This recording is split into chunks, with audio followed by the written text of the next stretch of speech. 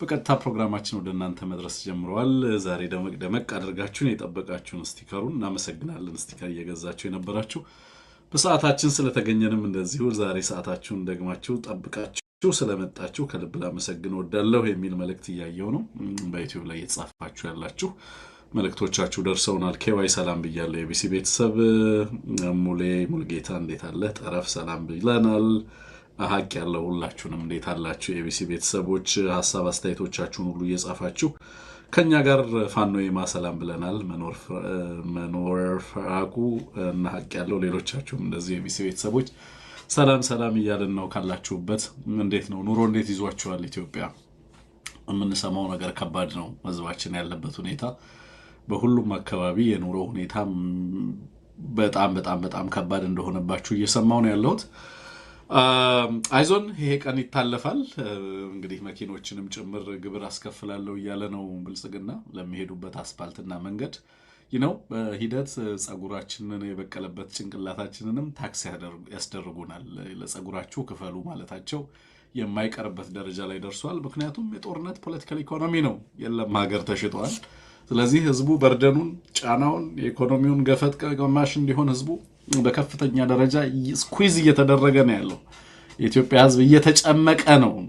እንደ ፕሮፌሰር እንዳራለው ከጻፋቸው መጽሐፍቶች ሪሳይክሊንግ ፖቨርቲ መጽሐፍቶቹን አግኝቻቸው አላውቅም፣ ግን ኮንሰፕቱ ላይ ንባብ ለማድረግ ሞክሬያለሁ እና እንዴት ድህነትን፣ እንዴት የህዝብን ሜዝሪ፣ እንዴት የህዝብን ስቃይና ሰቆቃ ግብር እያስገበሩ እንዳሉ እነዚህ ጨካኞች እየተመለከትን ያለ ነው።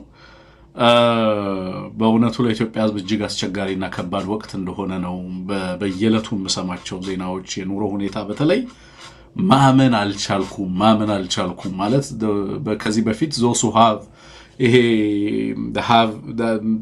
ሃቭ ኖትስ የምንላቸው አሉ። ከዚህ በፊት እንግዲህ በችግር በድህነት በተለያየ መንገድ ሀገሪቱ እንደምታውቁት ሰፊ ቁጥር ያለው ህዝብ ነው። በርካታ እንደዚሁ ህዝብ ገቢው በጣም አነስተኛ ነው፣ የየዕለት ገቢው ግን ደግሞ መካከለኛ ገቢ የሚባል የተሻለ ኑሮ ነበራቸው የሚባሉ ሰዎች በጣም አስቸጋሪ ሁኔታ ውስጥ ገብተዋል። ማለት ታፕ ላዳር ላይ የነበሩት የመሰላሉ ጫፍ ላይ የነበሩት ሰዎች እጅግ አሳዛኝ ሁኔታ ውስጥ እንዳሉ ነው እየሰማን ያለ ነውና አይዟችሁ። ትላንትና በወጡ ሪፖርቶች የቢዝነስ ሪፖርቶችንም እየተመለከትኩ ነበር። በአፍሪካ በከፍተኛ ደረጃ የኑሮ ውድነት ካለባቸው ቁጥር አንደኛ ላይ ተቀምጧል ሀገሩ። ምናልባትም ከሁለተኛው ዓለም ጦርነት በኋላ ጀርመን ያለችበትን ሁኔታ ከአንደኛው ዓለም ጦርነት በኋላ ጀርመን ያለችበትን ሁኔታ የሚያስታውስ ነው እና አይዞን ይሄ ቀን ያልፋል። በበርካታ ምክንያት ህብረተሰባችን በምን አይነት ጉዳት ውስጥ እንዳለ መመልከት የሚችሉ አሃዞችን ነው ስታጋሩ ነው የነበረው ሰዎች በበርካታ ቦታዎች ላይ። ከዚህ ከመግባቴ በፊት እንደዚሁ ዴንቨር ኮሎራዶ የተመለከትኩትን ማስታወቂያ በጣም ወድጄዋለሁ። በነገራችን ላይ ዴንቨር ላላችሁ የአማራ ልጆች ነው በጣም ትልቅ ነገር ነው። እንደዚህ this is how you build a nation። በነገራችን ላይ አንድ ማህበረሰብ የሚገነባው በዚህ መንገድ ትውልድ ላይ ነው የሚሰራው።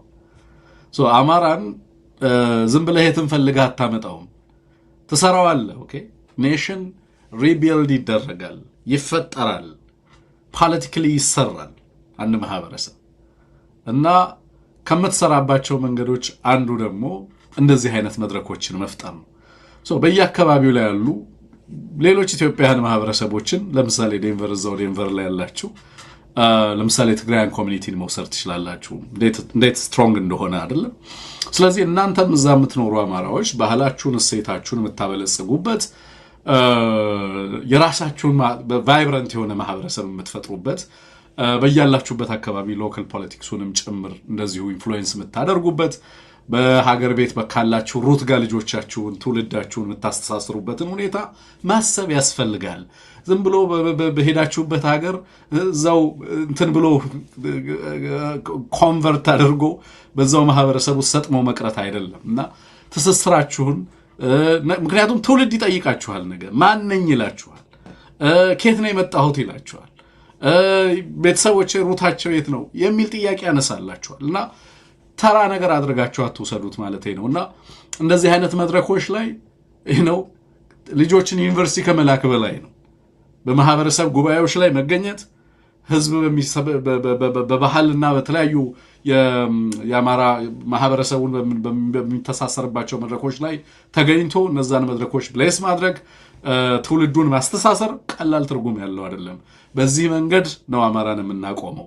ለዚህ ነው ለማህበራት ትልቅ ክብር ያለኝ። ለዛ ነው ኢንስቲትዩሽናላይዝ እናድርገው። አሁን ሰሞኑን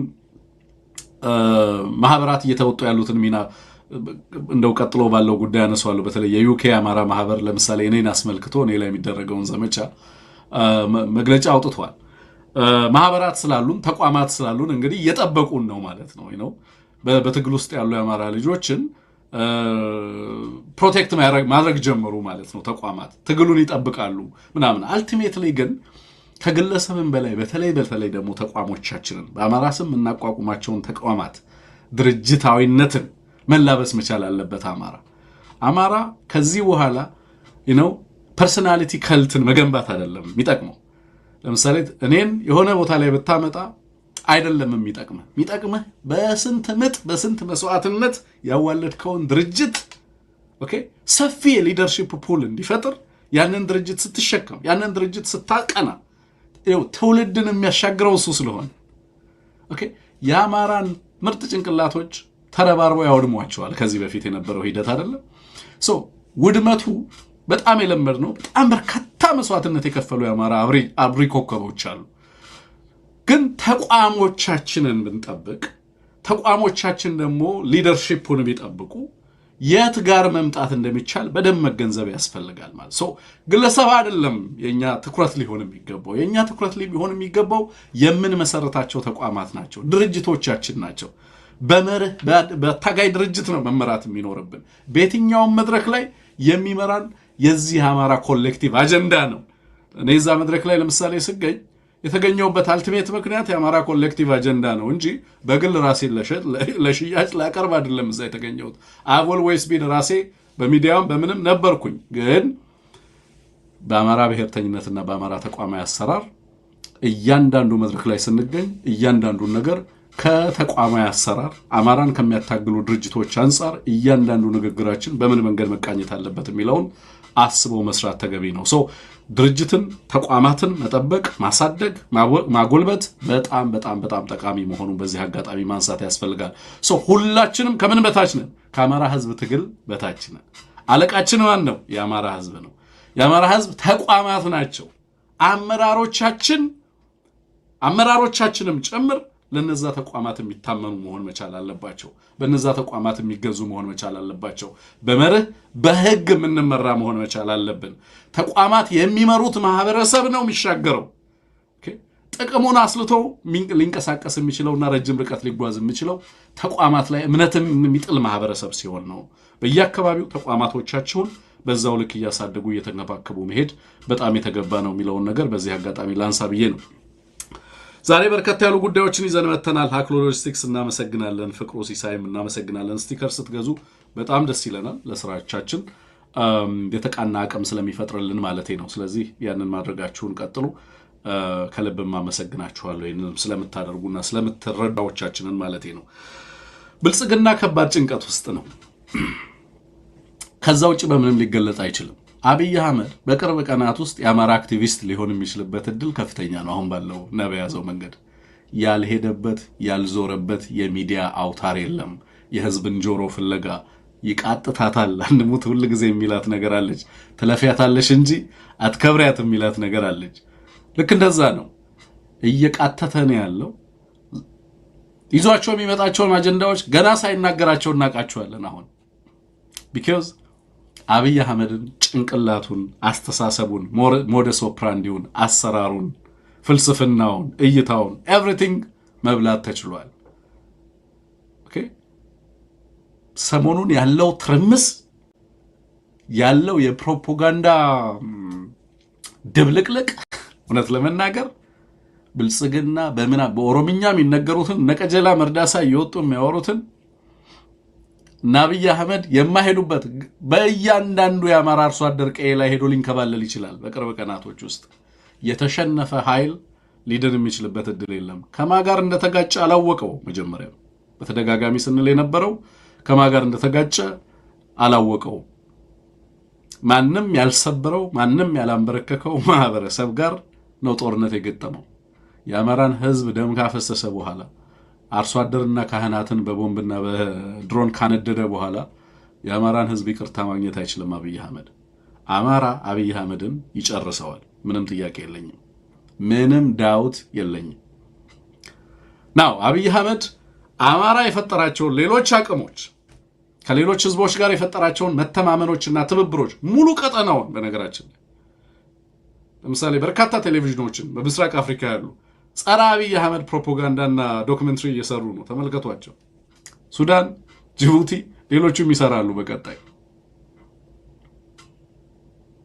ሙሉ ቀጠናው የዚህ ቀጠና ዋነኛ ቁጥር አንድ ስጋት ማን እንደሆነ ታውቋል በአማራና በትግራይ ህዝብ መካከል ያረጀ የትርክትንና የጥላቻን እንትን ይዞ መጥቶ ሙሾ ነገ እና ተነጎዳ በአሚኮ ሲያለቅስ ልንሰማው እንችላለን የአማራ ህዝብ ድል ውጤት ነው የአብይ አህመድ በዚህ ደረጃ መንበርከክ ዳግም አብይ አህመድ የአማራና የትግራይን ህዝብ አያዋጋም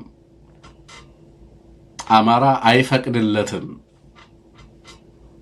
እንዴትም መንከባለል ይችላል ማንኛውንም ፕሮፓጋንዳ መስራት ይችላል በየትኛውም አይነት መንገድ ሊመጣ ጥረት ሊያደርግ ይችላል የነቃን ትውልድ ምንም ልታደርገው አትችልም የተገነዘበን ትውልድ ምንም ልታደርገው አትችልም የትግራይ ኃይሎች ፖለቲካ ፍላጎቶቻቸው ምን እንደሆነ እናውቃለን የአማራ ፖለቲካ ፍላጎቶች ምን እንደሆኑ እናውቃለን ኢትዮጵያ ውስጥ ያሉ የኦሮሞ የሚያፋርም ሌሎችም ኢትዮጵያን ሶማሌዎችን ጨምሮ በርካታ ኃይሎች ፍላጎቶቻቸው በኢትዮጵያ ቀጠና ውስጥ ምን እንደሆነ እናውቃለን አብይ አህመድን በተመለከተ የጋራ አቋም ተይዟል ይሄ ስርዓት ባለበት ፖለቲካ ሰከንደሪ ነው ይሄ ስርዓት ባለበት ፖለቲካ ሰከንደሪ ነው በነገራችን ላይ and probably በጣም luxury good ነው በጣም ይሄ ስርዓት ባለበት ትልቁ ነገር ህልውና ነው ኦኬ ኮኤግዚስት ለማድረግ ምን ይቀድማል ኤግዚስት ማድረግ ይቀድማል አማራ ኤግዚስት ሳያደርግ ከሌሎች ጋር ኮኤግዚስት ሊያደርግ አይችልም ኦኬ የአማራ ኔሽን ሁድ ኢትዮጵያና ናሽናል ኢንተረስት ሊኖሩ አይችሉም ትግራይን አውድመህ እና ትግራይን ከኢትዮጵያ ካርታ ላይ ፍቀ ኢትዮጵያን አስቀጥላለሁ ልትል አትችልም ናሽናል ኢንተረስት ብሔራዊ ጥቅም ምናምን ልትል አትችልም the nation comes first you know እነዚህ ህዝቦች already የ40 ዓመት የ30 ዓመት ፖለቲካ ልምምድ እነዚህ ህዝቦች ራሳቸውን የሚያዩበት መንገድ እና ፖለቲካ ምህዳር ተቀይሯል ማንንም በፈለገው መንገድ ሊደመስሳቸው ሊሰርዛቸውና ሊጽፋቸው አይችልም so 3 years later 3 ዓመት ሙሉ ያንን ሁሉ ጦር ሲያንጋጋ የነበረው ግለሰብ መጣና ሰኔ 15 ይላል አሁን ዓርብ ዕለት መጡ የአማራ ልሂቃን ሲያድን ሲገድል ሲያስር ሲያዋርድ ከርሞ አሁን ሰኔ 15 ብሎ ሊያለቅስ ይመጣል አብይ አህመድ እንጠብቃለን ለማንኛውም እያንዳንዱ የምናያቸው ነገሮች በሀገሪቱ ውስጥ በቀጠናው ላይ ያለው ነገር የአብይ አህመድን ሽንፈት የሚያሳዩ ናቸው በዚህ ፕሮግራማችን የምንዳስሰው ነው የሚሆነው አንሙት እንደገባ ቴክኒሻናችን እያሳየኝ ነው መምጣቱን አንሙትን ጋብዛለሁ የተወደዳችሁ እሱ እስኪመጣ ነበር በእነዚህ ጉዳዮች ላይ ያዛችሁ ብዬ ነበረው ቀጥታ ወደ ፕሮግራማችን እናልፋለን አለሁ ደህና ነኝ እንኳን ደህና ቆየህ ወንድም ትንግርቱ ተመልካቾች በተለያየ አማራጭ ቢሲን የምትከታተሉ ሁላችሁንም ሰላም እላለሁ እንዴት አለህ እንዴት ቆየህ በጎነን አንሙት ደህና ነን እግዚአብሔር ይመስገን አለን ምን አለን ዛሬ ምን ይዘናል የሚለውን ትንሽ ላስተዋውቅ አብይ አህመድ አሚኮ ላይ ተከስቷል በነገራችን ላይ አሚኮ ለምን ኦሚኮ እንዳልተባለ አላቅም ስቲል አሚኮ የሚባል የአማራ ሚዲያኛ ነን ኦኬ የአማራ ተቋማት በጣም በርካታ የሚገራርሙ የአማራ ልጆችን ፈጥሯል በነገራችን ላይ የአማራ ትግል በቃ አለኝታ የሚሆኑ ማለት ነው የምር ማለት ኩራት የሚሆኑ የአማራ ተቋማትና ሚዲያዎች ተፈጥረዋል በሰሞኑ እንኳን ባየነው እያንዳንዱ የአማራ ሚዲያ ምን እያደረገ እንዳለ ምን እየሰራ እንዳለ እንዴት እንደሚደማመጥ እንዴት እንደሚናበብ እንዴት ፖለቲካውን እንደሚያነብ እየተመለከትን ያለነው አንሙት በእውነት በጣም የሚገርም ዘመን ላይ ነው ያለነው። ያለው እርስ በርስ መናበብ፣ ያለው እርስ በርስ መከባበር፣ አንዱ የአንደኛው መከታ ሆኖ ስትመለከት በእውነት ትግላችን የት ጋር እንደመጣ የት ቦታ እንደደረሰ በደንብ ማሳያ አድርገን ልንወስደው የምንችለው